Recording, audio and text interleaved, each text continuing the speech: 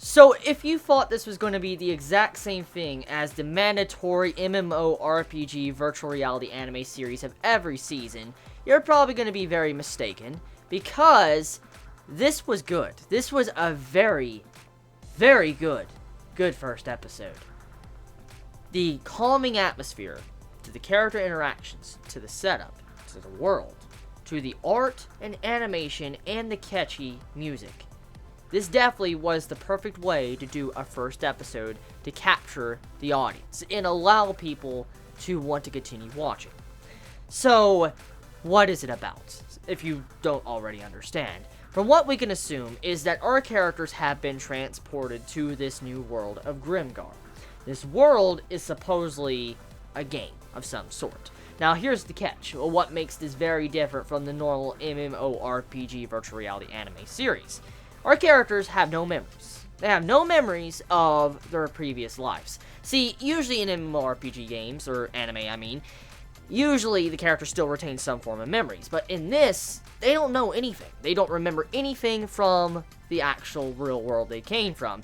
Our characters do mention cell phones in games, but they don't even know what the words mean. Like, there was one scene in this episode where they mentioned, like, oh, this is not a game, and then they're like, wait, what's that mean? And then one of them mentioned, like, I don't have a cell phone, and he's like, wait, what's a cell phone? So, right there, they still have their habits from their previous lives when they were in the regular world, but they don't remember anything. They don't have anything from their previous lives as well. So it makes it for a very interesting series already right off the bat, just because our characters now are living in this world. They don't know why they're there. They have no idea what they're doing or where they're at. For instance, like, they know they have to be in a party, they have to adventure, they have to kill things, but they don't know why they're there. They don't really know their whole purpose, and it's really cool. It reminds me of a RPG.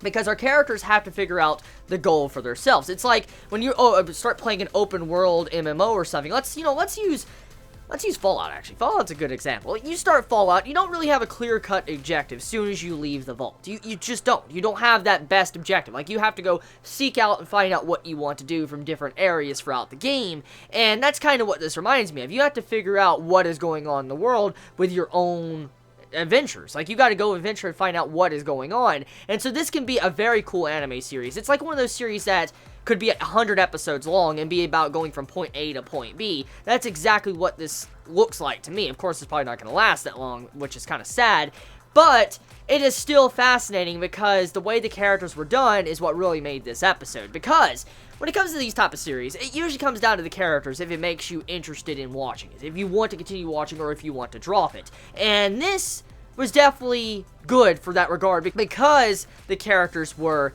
interesting. They didn't feel straight up bland. They didn't feel like they're like, these characters like, fucking trash. They didn't feel like that. They actually felt like very genuine, good characters. I mean, there was some certain things here and there that was relatively average, but nothing was really bad about the characters. All the characters had their own little quirks about them, their own little different things about them that really let them mesh together as a party, and it's something I would like to see used a lot more in these type of series, having, you know, the better characters and character interactions like we saw.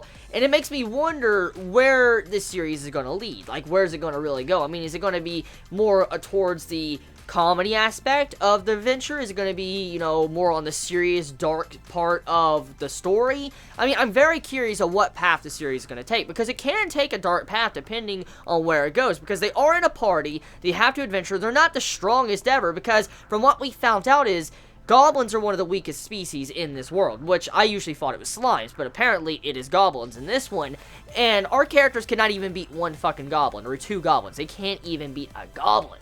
And so for them not to be able to beat them, they're weaker than the weakest species on the damn world of Grimgar. So they need to do some training, some serious training, which we found out that there's individual guilds that they have to join, which reminds me a lot of a game. It's kind of like this. Let's say you want to play as a character class as a necromancer, which is one of my favorite character classes to kind of clarify. So you want to play as a necromancer. Of course, you cannot walk into a thieves guild that's mainly just for hunters and say, hey, I want to learn some hunter skills. Even though I'm a necromancer, I want to learn some hunter skills. You can't do that shit. So you got to stick with your teacher and you got to learn from them. That's kind of what was going on throughout this episode as well. Our characters had to choose what role they wanted to be, like a thief, to a priest, to a wizard, you know, a dark knight. Really cool stuff there.